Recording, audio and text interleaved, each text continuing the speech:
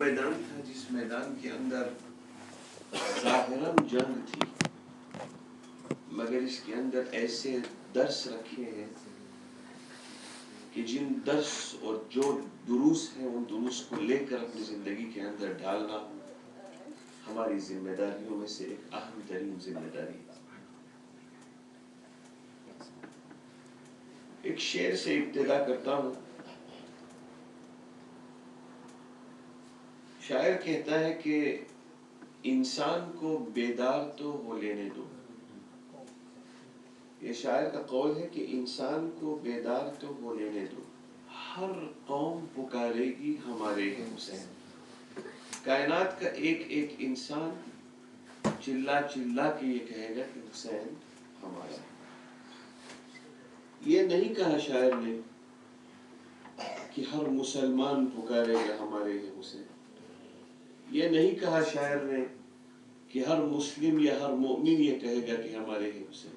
شاعر کہتا ہے ہر قوم پکارے گی ہمارے حسین۔ یہ کیسے ہوگا؟ ہر قوم پکارے گی ہمارے حسین، یہ کیسے ہوگا؟ یہ کیسے ممکن ہے؟ اگر ہم اس کے اوپر تھوڑا سا غور و فکر کرنے کی کوشش کریں اور ہم اس کے اندر دیکھیں کہ یہ ہر انسان کیسے پکار سکتا ہے کہ ہمارے حسین۔ خاک شفا ہے میری دوا اور کچھ نہیں، غم کا علاج اس کے سوا اور کچھ نہیں۔ ایک شعر اس پوری نظم کے اندر جو ایک شعر ہے وہ آپ کے سامنے پیش کروں۔ اس شعر کے اندر شاعر کہتا ہے کہ اس نے کہا کہ دین کی تاریخ پوری لکھ، اس نے کہا کہ دین کی تاریخ پوری لکھ، میں نے فقط حسین لکھا اور کچھ نہیں۔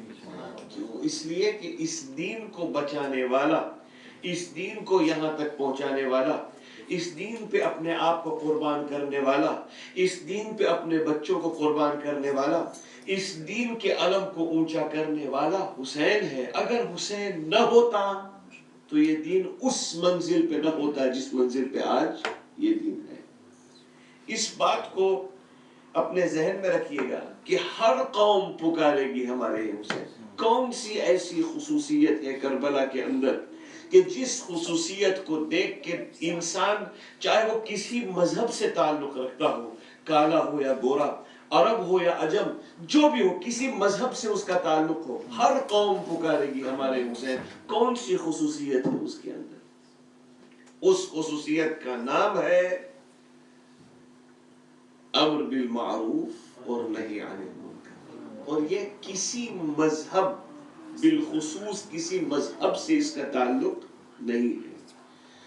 نیکی کی طرف کسی کو بلانا انسانیت کی نیڈ اور چاہ ہے، برائی سے لوگوں کو روکنا انسانیت کی، انسان چاہتا ہے کہ برائی سے لوگوں کو روکے۔ ہمارے نزدیک ہم جب امر بالمعروف اور نہی عن المنکر کی بات کرتے ہیں تو ہمارے نزدیک امر بالمعروف اور نہی عن المنکر کس کو کہتے ہیں؟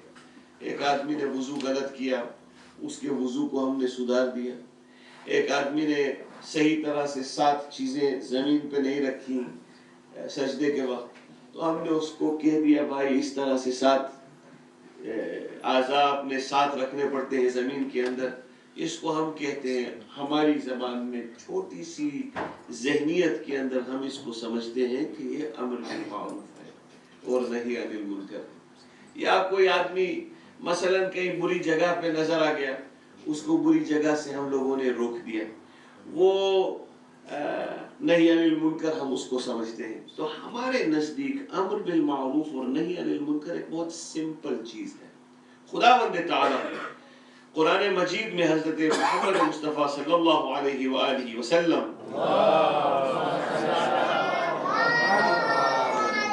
سے گفتگو کرتے ہوئے پیغمبر اسلام سے خداوند تعالی کہتا ہے، یہ قرآن مجید کی آیت سورہ آل عمران کی آیت نمبر 104، خداوند تعالی ارشاد فرماتا ہے وَلْتَكُمْ مِنْكُمْ أُمَّةٌ يَدْعُونَ إِلَى الْخَيْرِ، تم لوگوں میں سے ایک ایسا گروہ ہونا چاہیے جو لوگوں کو خیر کی طرف دعوت دے، جو لوگوں کو اچھائی کی طرف دعوت دے.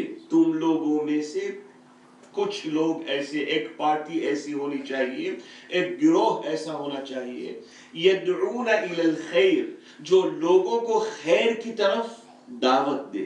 خیر کیا ہے؟ یأمرون بالمعروف وینہون عن المنکر، لوگوں کو نیکی کی طرف اٹریکٹ کرنا، نیکی کی طرف بلانا، وینہون عن المنکر، اور برائی سے لوگوں کو دور کرنا. یعنی یہ کیا ہے؟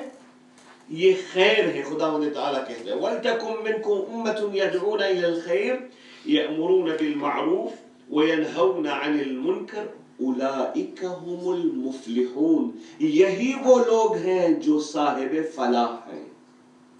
یہ ایک آیت آپ کے سامنے پیش کی. ایک آیت اور سن لیجئے.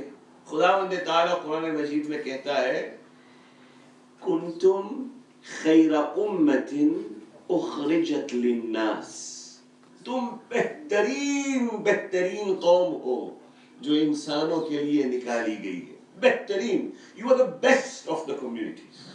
کیوں بیسٹ؟ کیوں بہترین قوم ہو؟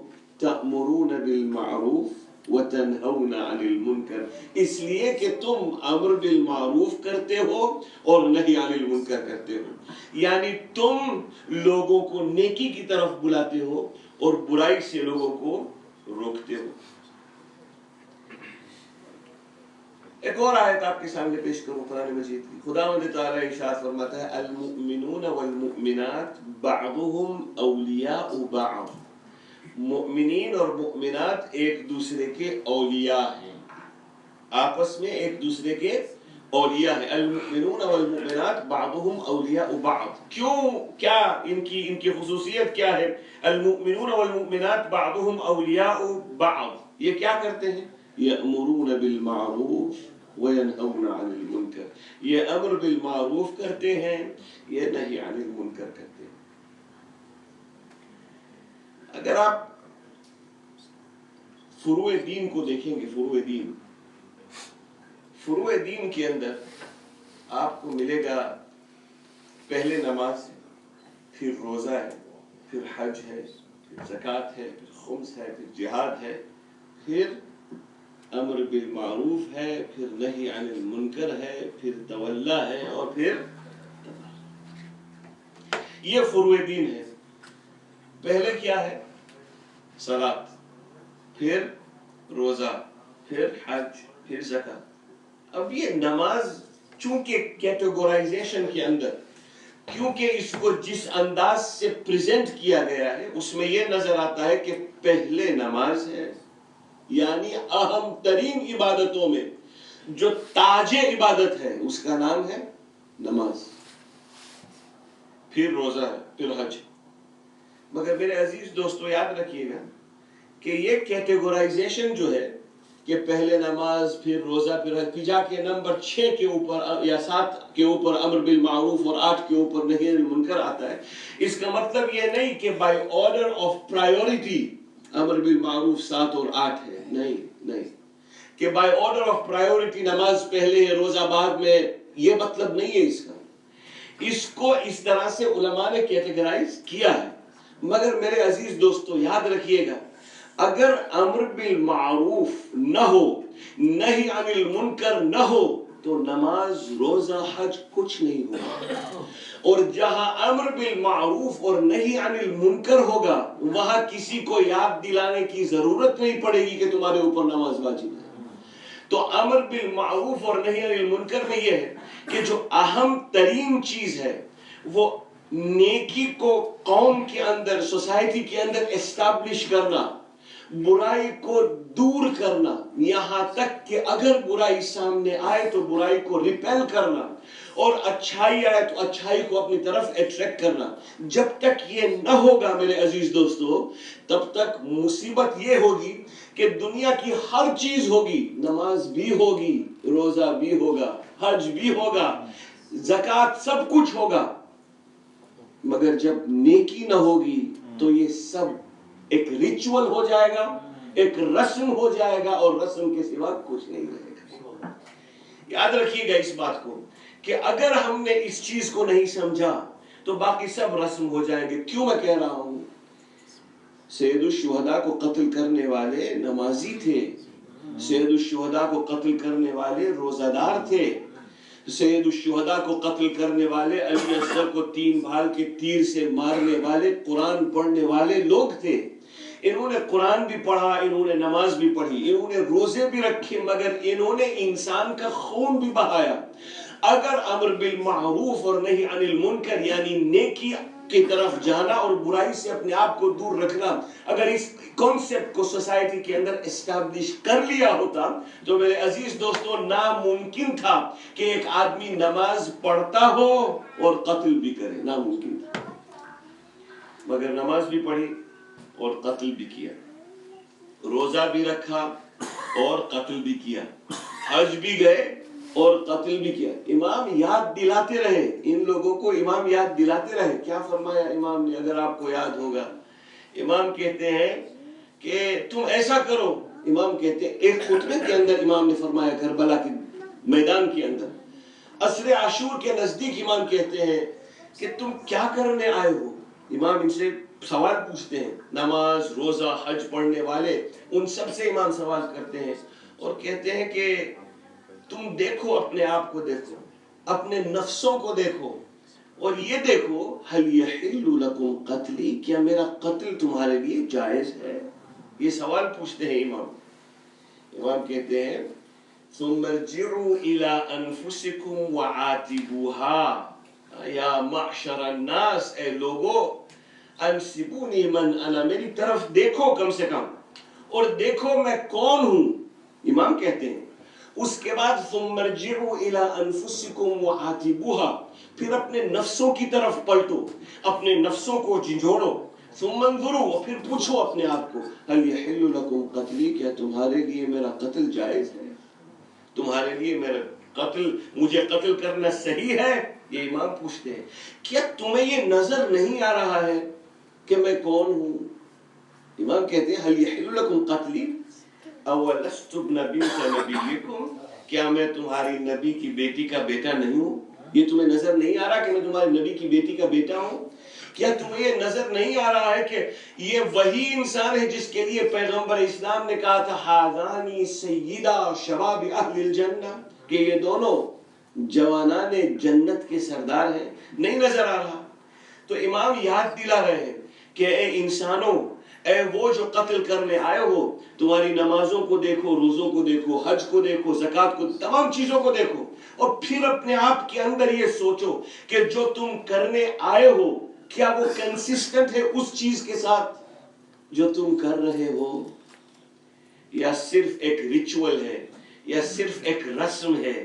میرے عزیز دوستو، اگر صرف ایک ریچول ہے، اگر صرف ایک رسم ہے، امام حسین صلوات اللہ وسلام علیہ اسی چیز کو مٹانے کے لیے کربلا میں آتے ہیں. کیسے؟ اپنے بھائی محمد حنفیہ سے کہتے ہیں میرا فوکس کیا ہے، میرا گول کیا ہے، میرا ہدف کیا ہے، میں کس لیے نکل رہا ہوں، اور میرے نکلنے کا فقط ایک مقصد ہے. ایک مقصد کیا تھا؟ وہ مقصد میں نے آپ کے سامنے مسلسل آیتیں پڑھی. وصیت کے اندر امام لکھتے ہیں میرا صرف ایک مقصد ہے، ایک مقصد، اور وہ مقصد کیا ہے؟ اريد ان آمر بالمعروف وانہى عن المنکر، میں چاہتا ہوں کہ امر بالمعروف کروں اور نہی عن المنکر کروں، اور کچھ نہیں. یہ میرا مین مقصد ہے کہ میں امر کیوں؟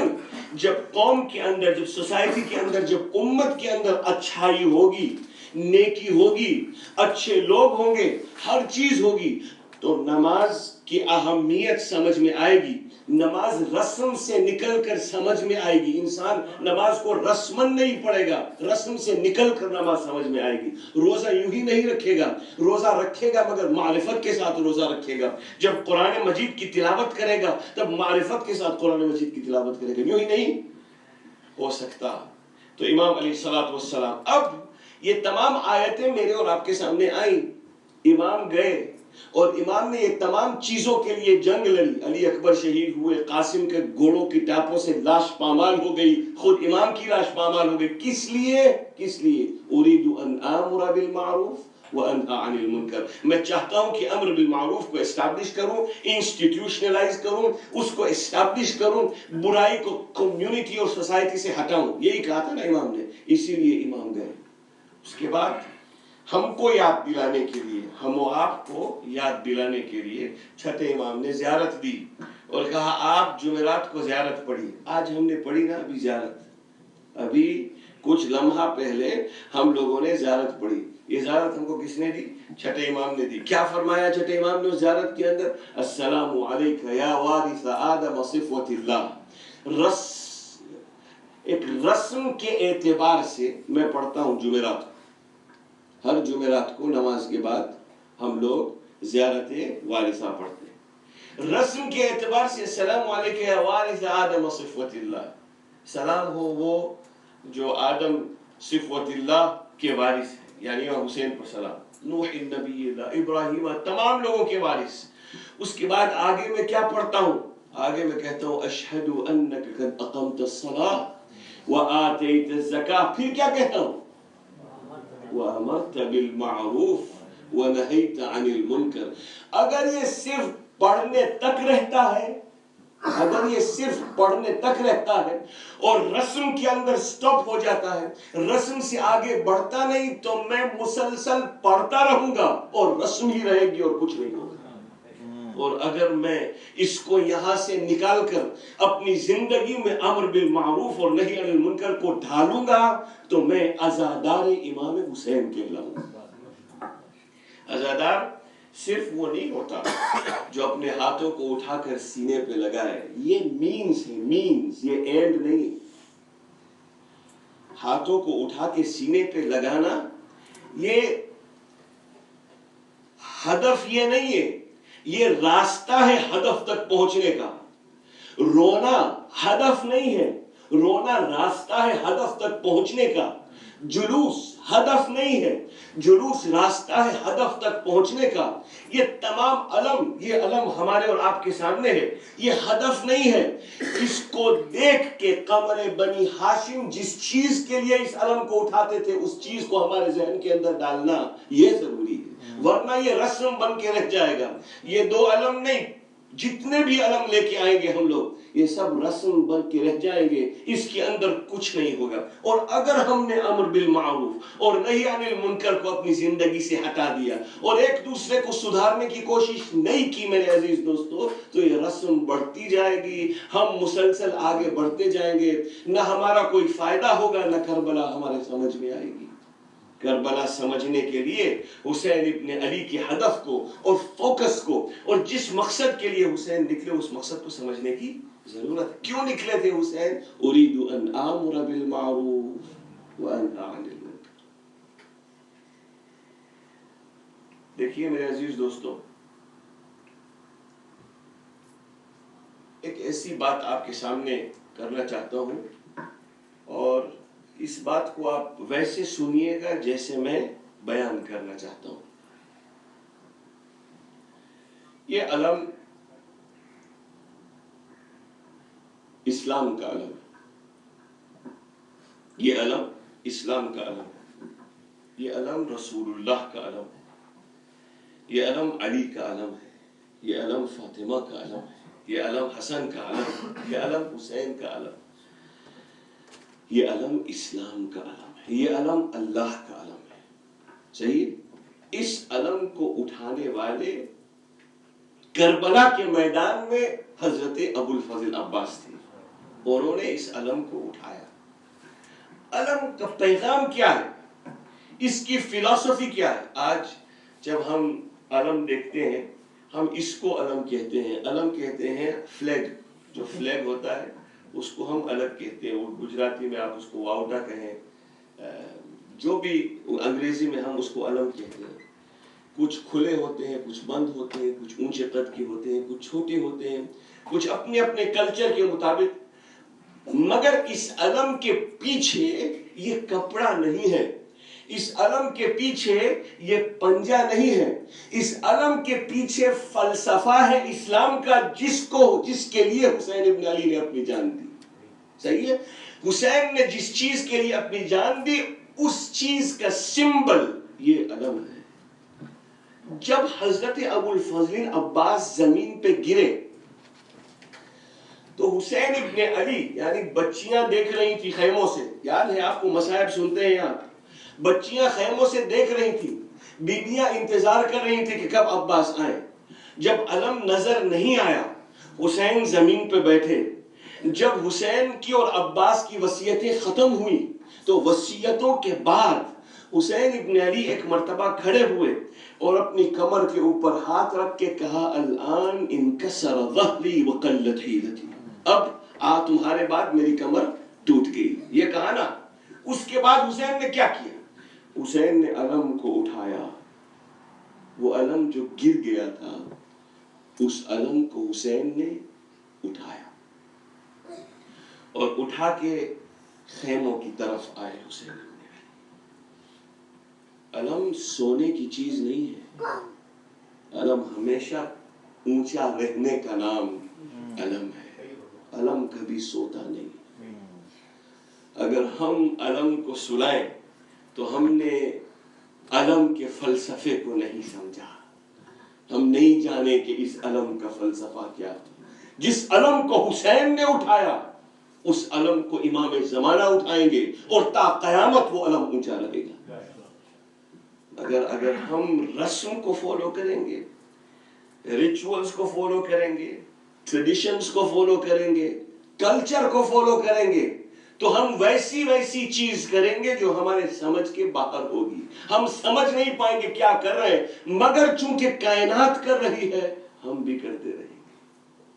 میرے عزیز دوستو، حسین ابن علی اسی لیے تو نکلے اريد ان آمر بالمعروف وانہا عن المنکر. اگر میری زندگی کے اندر ہر محرم میں ایک لمحے کے لیے امر بالمعروف اور نہی عن المنکر کا ایک جذبہ، ایک کرن آتی ہے تو میرے عزیز دوستو میں عزادار ہوں. حسین ابن علی کامیاب ہے اور انڈیویجول لیول پر میں بھی کامیاب ہوں. اور اگر میں انڈیویجول لیول پہ کامیاب ہوا تو کمیونل لیول کے اندر کمیونٹی بھی کامیاب رہے گی. جب ہم باہر نکلیں گے اس علم کے ساتھ، اس علم اس سمبل کو جب ہم باہر لے کے نکلیں گے اور کائنات کو بتائیں گے کہ یہ اس کا علم ہے یا یہ علم اس کے لیے ہے جو مظلوم کی حمایت کرتا ہے، جو غریبوں کا خیال رکھتا ہے، تو دنیا کا ہر انسان یہ کہے گا، ہر قوم پکارے گی ہمارے حسین. مگر ہم اس علم کو اگر لے کے نکلے اور لوگوں کو بتایا نہیں ہم نے کہ یہ علم کیا ہے تو لوگ اس کو دیکھتے رہیں گے. دیکھتے آئے ہیں، علم نکلتا ہے واپس آ جاتا ہے، لوگ سمجھتے نہیں کہ اس کا مطلب کیا. غضب ہو گیا اسلام کی تقدیر کے ساتھ. شاعر نے کہا نا، کیا غضب ہو گیا اسلام کی تقدیر کے ساتھ، قتل شبیر ہوا نعرہ تکبیر کے ساتھ. لوگوں نے تکبیر پڑھ کے حسین ابن علی کو قتل کیا. نمازی تھے، روزہ دار تھے. فوکس، حسین کے فوکس کو، حسین کے ہدف کو، حسین کے مقصد کو نہیں سمجھے. اور ہم ان تمام چیزوں کے اندر کہیں کھو نہ جائیں کہ حسین کا مقصد کیا ہے. ہماری زندگی کے اندر کربلا اسی لیے ہر سال آتی ہے تاکہ ہم کو مقصد حسین یاد دلاتی ہے. میرے عزیز دوستو، یہ کربلا میں جو گریا ہے، جو رونا ہے، وہ کائنات کا ہر انسان، اگر آپ اس کو یہ بتائیں کہ ایک 6 مہینے کا بچہ تھا، آپ علی اصغر کا نام بھی نہ لیں، اگر آپ کائنات کے کسی بھی انسان کے ساتھ بیٹھ کے آپ کہیں یہ چھوٹا ننھا 6 مہینے کا علی اصغر تھا جس کو 3 بھال کے تیر سے کربلا کی سرزمین پہ قتل کیا، چاہے وہ مسلمان ہو یا نہ ہو وہ رو پڑے گا، اس لیے کہ وہ رونے کی چیز ہے. یہ ضروری نہیں ہے کہ اس کو بتایا جائے. مگر اس کو پانی کیوں نہیں دیا؟ مانگتے مانگتے. آپ جانتے ہیں سید الشہداء کہتے ہیں لیتکم فی یوم عاشوراء جمیعا تنظرونی، کاش عاشور کے دن تم میری طرف دیکھتے. کیف استسقی لطفل فَأَبَوْا أَن يَرْحَمُونِي، کیسے میں بچے کے لیے پانی طلب کر رہا تھا اور کسی نے میرے اوپر رحم بھی نہیں کیا. یہ حسین ابن علی کے كيف أستسقي لطفل فأبوا أن يرحموني، رحم نہیں کیا علی اصغر کے اوپر. تو اگر کربلا آتی ہے ہر سال اور کربلا چلی جاتی ہے ہر سال، عاشور کے مراسم میں میں شامل ہوتا ہوں، رسومات عاشور کے اندر میں ہوتا ہوں اور اعمال عاشورہ بھی کرتا ہوں، علم بھی اٹھاتا ہوں، لاش بھی کرتا ہوں، ماتم بھی کرتا ہوں، مگر میرے اندر آج تک اگر امر بالمعروف اور نہی عن المنکر کا جذبہ نہیں ہے تو میں نے سب رسم کی مگر ہدف حسین کو نہیں سمجھا. اور اگر ہدف حسین کو سمجھ گیا ہوتا تو آج قوم کی حالت کچھ اور ہوتی. میرے عزیز دوستو، بہت اہم ترین اور ضروری چیز ہے کہ ہم ان باتوں کو سمجھ سکیں. کربلا میں کچھ مائیں ہیں جن ماؤں نے کیا نہیں دیا صرف اس امر بالمعروف اور نہی عن المنکر کو بچانے کے لیے. ان ماؤں میں سے ایک ماں ہے جس کا نام ہے رباب. ایک ماں ہے جس کا نام ہے رباب. جملہ ملتا ہے ابھی کلیجے میں ایک آگ سی لگی ہوگی، ابھی تو گود کی گرمی نہ کم ہوئی ہوگی، نہ اس طرح کوئی کھیتی ہری بھری اجڑی، تمہاری مانگ بھی اجڑی کہ کوکھ بھی اجڑی. اس کا ترجمہ کرنے کی ضرورت نہیں ہے. سلام کے یہ الفاظ بتا رہے ہیں ابھی کلیجے میں ایک آگ سی لگی ہوگی، یعنی ابھی علی اصغر کو اٹھائے تھے، ابھی شام غریب آئی، علی اصغر نہیں، لیکن شاید علی اصغر کی گرمی ابھی تک ہوگی. ابھی کلیجے میں ایک آگ سی لگی ہوگی، ابھی تو گود کی گرمی نہ کم ہوئی ہوگی، نہ اس طرح کوئی کھیتی ہری بھری اجڑی، تمہاری مانگ بھی اجڑی ہے کوکھ بھی اجڑی. یہ کون بیوی ہے؟ اس کا نام ہے رباب. جب حسین ابن علی علی اصغر کو لے کر آئے اور خیمے سے لے کر آئے، 3 بھال کا تیر کھا چکے تھے ننھے علی اصغر. جب حسین ابن علی لے کر آئے علی اصغر کو تو پہلے رباب کو صدا دی اور کہا رباب، رباب کو پہلے زینب کو صدا دی اور کہا زینب رباب کو سنبھالو. جب رباب نے علی اصغر کو دیکھا اور حسین نے ابا کے سائے کو ہٹایا تو ماں نے اپنے فرزند کو جو ابھی اس کے سینے پہ تھا، جو ابھی اس کے ساتھ تھا، اب 3 بھال کا تیر کھا کے آیا ہے، علی اصغر کا منکا ڈھلا ہوا ہے. جب ماں نے علی اصغر کو دیکھا تو ایک جملہ کہا بنیا امثلک ینحر، میرے لال کیا تجھ جیسے بچوں کو بھی نہر کیا جاتا ہے. یہ خدا جانے کیسی ماں تھی جس نے اپنی علی اصغر کو یوں دیکھا. اس کے بعد حسین کے ساتھ رباب نے علی اصغر کو دفن کیا. اس کے بعد رباب اونٹ پہ سوار ہو کے کربلا سے کوفہ آئی اور کوفہ سے شام بیویوں کے ساتھ قیدی بن کر آئی. اب سکینہ تھی رباب کے پاس، شاید دل تھوڑا بہلا ہوا تھا کہ سکینہ میرے ساتھ ہے، مگر جب یہ 4 سال کی بچی، کیسے رباب نے ذرا تصور کیجئے کہ کربلا کے میدان میں جب سکینہ کے منہ پہ تماچے لگے ہوں گے تو رباب کے دل پہ کیا گزری ہوگی.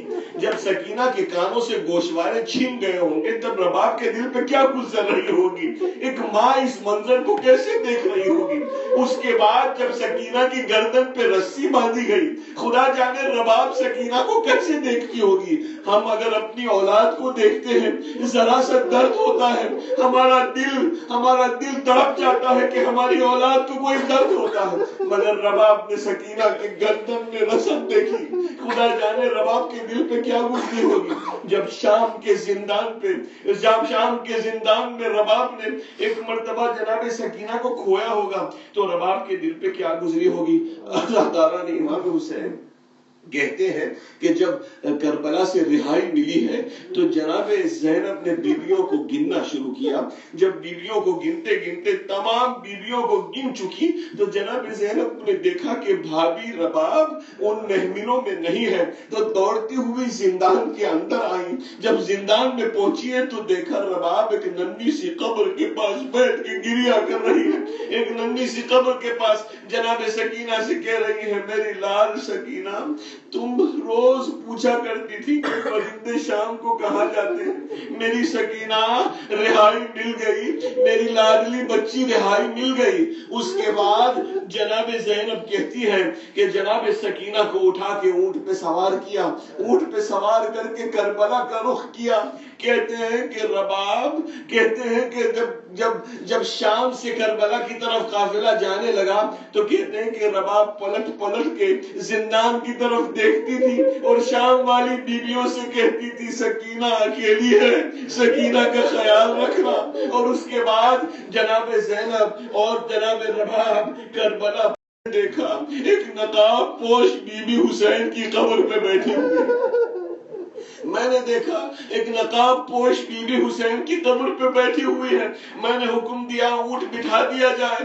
جب میں پہنچی تو میں نے دیکھا رباب حسین کی قبر کے پاس بیٹھ کے گریا کر رہی اور کہہ رہی ہے اے میرے آقا, رباب مدینہ جا کے کیا کرے, رباب کا اصغر آپ کے ساتھ دفن ہے, رباب کی سکینہ شام میں ہے, رباب مدینہ جا کے